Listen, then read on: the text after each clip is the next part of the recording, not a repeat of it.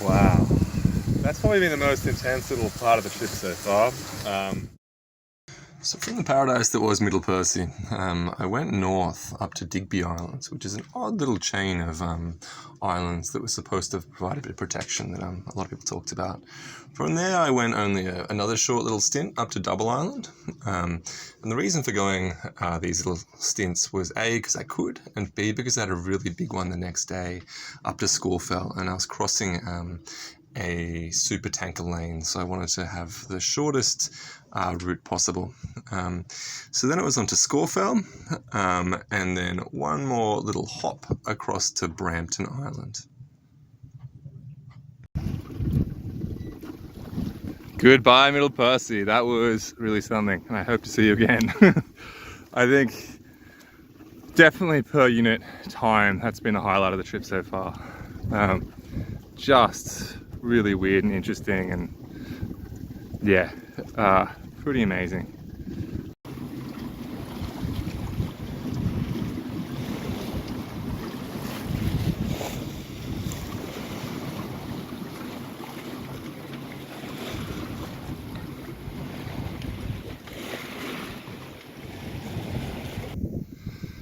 Here we are, a nice big lagoon at Digby Island. There's a bunch of different islands around, but I think this one's Digby. I tried climbing that hill and got really well repulsed from the mozzies, and the shrubs were pretty hardcore. These mozzies would still have another part to play. I heard that Digby was buggy, but this is something else.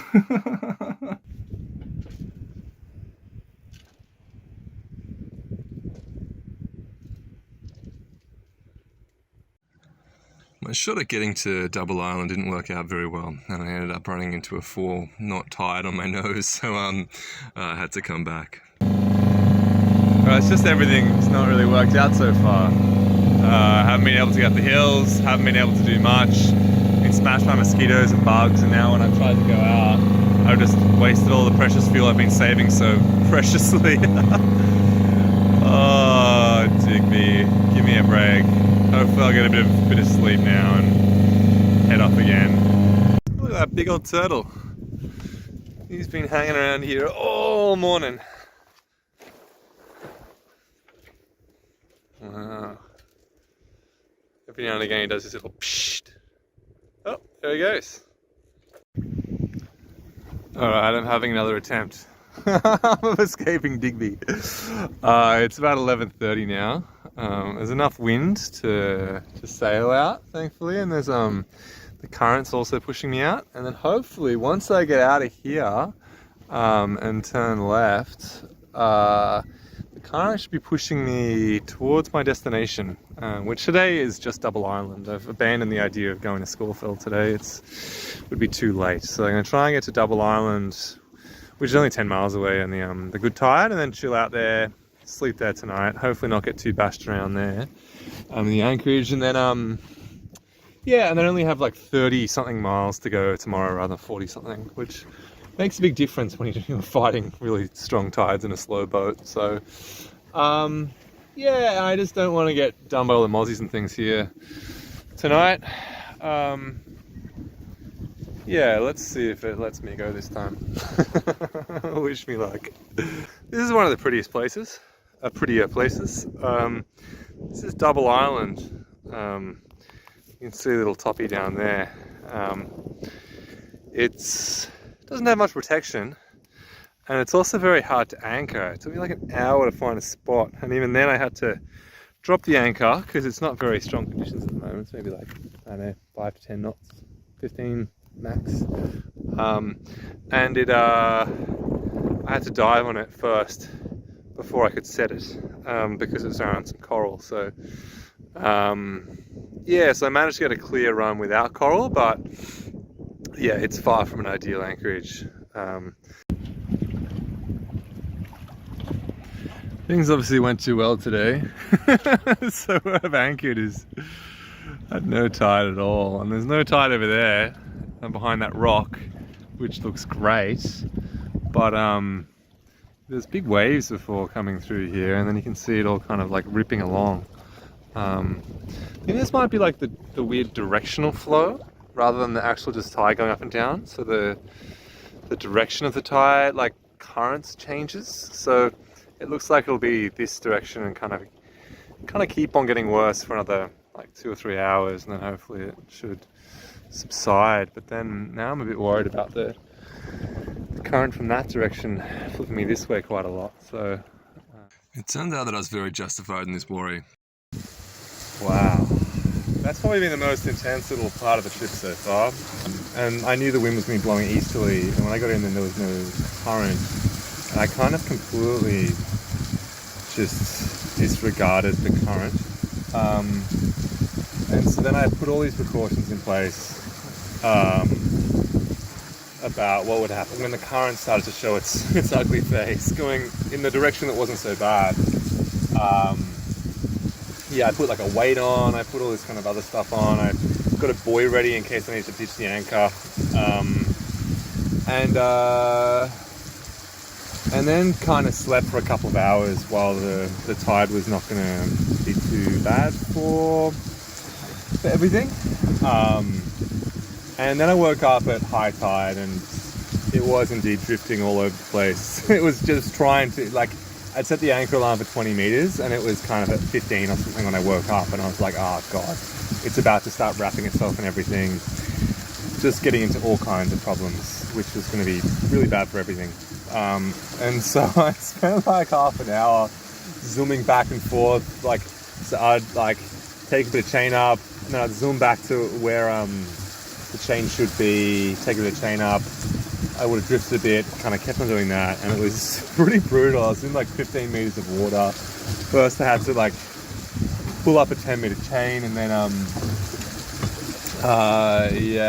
then the anchor with all that scope. But I was really happy. God, I need to actually check on that.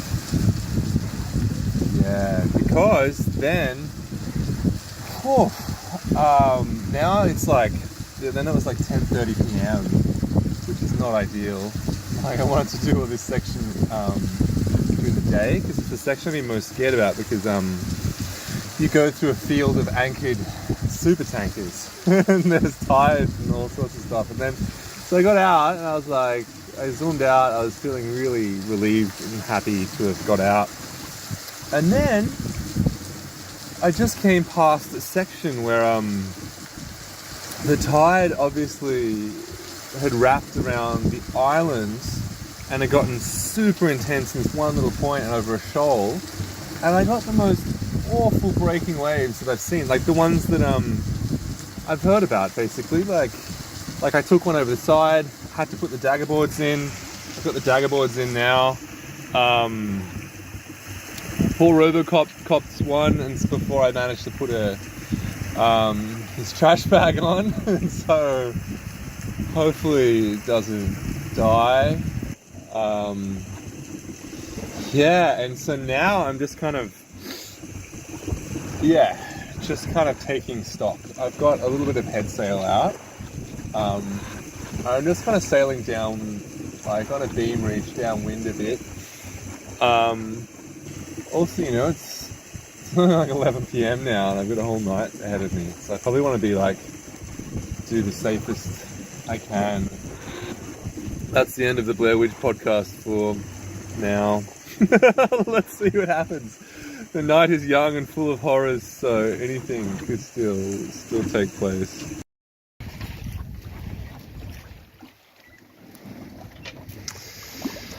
There is Scawfell, and a beautiful sunrise. There we go. Not able to see it, but there's that little glimmer just starting to come up. I got 2 hours of sleep between 8 and 10 p.m, and then I think about another hour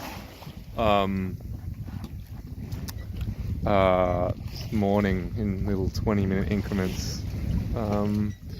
So I'm pretty sleepy, but also just happy I'm not in that situation I was in earlier.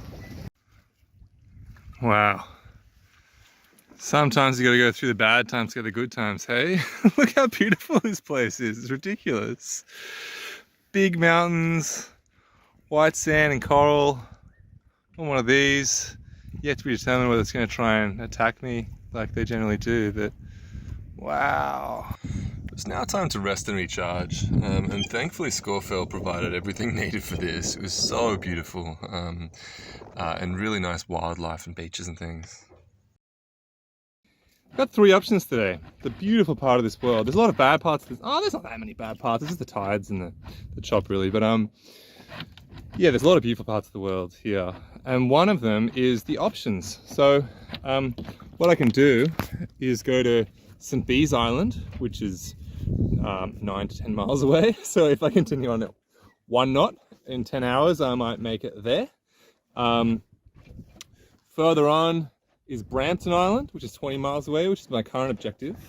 And if I was going really well, probably see in the distance there's a Goldsmith, I think it is, or one of the Smith Islands, which is 30 miles. So it's kind of a choose your own adventure here. It's not like these massive passages where your only options to get struck on the rocks or jump off or turn back. It's just like, oh yeah, what am I feeling? A 10, 20, 30, 40, 50 mile day. Like there's options for all of them, which is, I guess, why everyone loves to sail up here. Brampton was another beautiful island. I spent a lot of time walking around and exploring the abandoned resort and seeing the heights, and then also pondering the fact that I only had one more leg until the end of the trip.